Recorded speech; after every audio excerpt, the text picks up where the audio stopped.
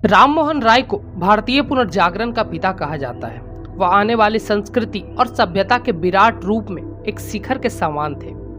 वे मानववाद के दूत और आधुनिक भारत के पुरखा और पिता थे। राजा राम मोहन राय द्वारा आरंभ किए हुए भारत में पुनर्जागरण पर टिप्पणी करते हुए प्रोफेसर JN सरकार ने कहा था कि यह एक गौरवमयी उषा का आरंभ था, ऐसी उषा जैसी संसार में कहीं और देखने को नहीं मिली। एक वास्तविक पुनर्जागरण, जो यूरोपीय पुनर्जागरण जो कस्तूनियाई के पतन के पश्चात आया, उससे कहीं अधिक विस्तृत, अधिक गहरा और अधिक क्रांतिकारी था। राजा राम मोहन राय का जन्म 22 मई 1772 को बंगाल के राधानगर में एक रूढ़िवादी ब्राह्मण परिवार में हुआ। राजा राम मोहन राय की प्रारंभिक शिक्षा फारसी और अरबी भाषाओं में पटना में हुई, जहां उन्होंने कुरान, सूफी, रहस्यवादी कवियों के काम तथा अरसूतों के कार्यों के अरबी अनुवाद का अध्ययन किया। बनारस में उन्होंने संस्कृत का अध्ययन किया और वेद तथा उपनिषद पढ़े। 1790 में वह उत्तरी भारत के भ्रमण में गए और उन्होंने बौद्ध सिद्धांतों का ज्ञान प्राप्त किया।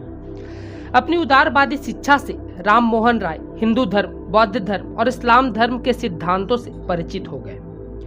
1803 में वह ईस्ट इंडिया कंपनी की सेवा में नियुक्त किए गए और डिग्बी के अंतर्गत निजी दीवान के रूप में काम करना शुरू कर दिया। डिग्बी ने उन्हें अंग्रेजी सिखाई और उनका परिचय उदारवादी और युक्ति मुक्त विचारधारा से करवाया।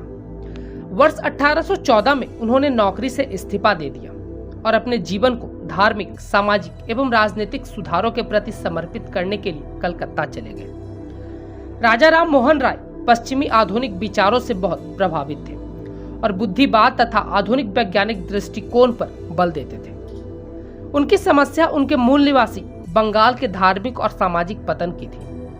उनका मानना था कि रूढ़िवादिता सामाजिक जीवन को क्षति पहुंचाती है और समाज की स्थिति में सुधार करने के बजाय लोगों को और परेशान करती है। राजा राम मोहन राय मनुष्यों की सामाजिक समानता में विश्वास रखते थे और इस तरह से जाति व्यवस्था के प्रबल विरोधी थे।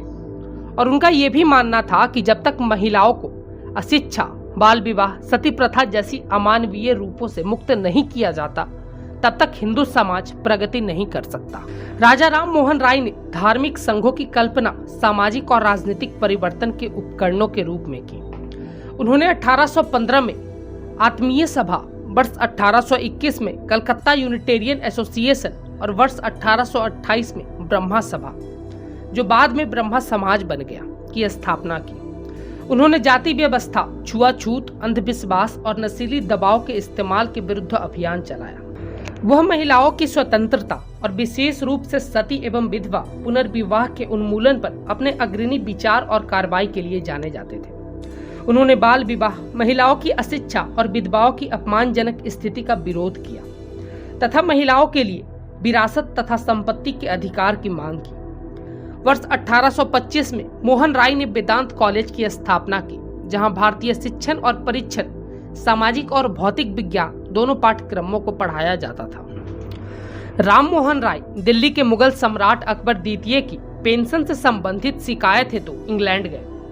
तभी अकबर द्वितीय द्वारा उन्हें राजा की उपाधि दी गई। रविंद्रनाथ टैगोर का मानना था कि अपने समय में राजा राम मोहन राय ऐसे व्यक्ति थे जिन्होंने आधुनिक युग के महत्व को समझा और कहा, Ram Mohan was the only person in his time to realize completely the significance of modern age। Mohan Roy ने अपने जीवन में कई सारे पुस्तकों की रचना की। वेदांत गाथा, हिंदू धर्म की रक्षा, बंगाली व्याकरण, द यूनिवर्सल रिलीजन इनमें खास है।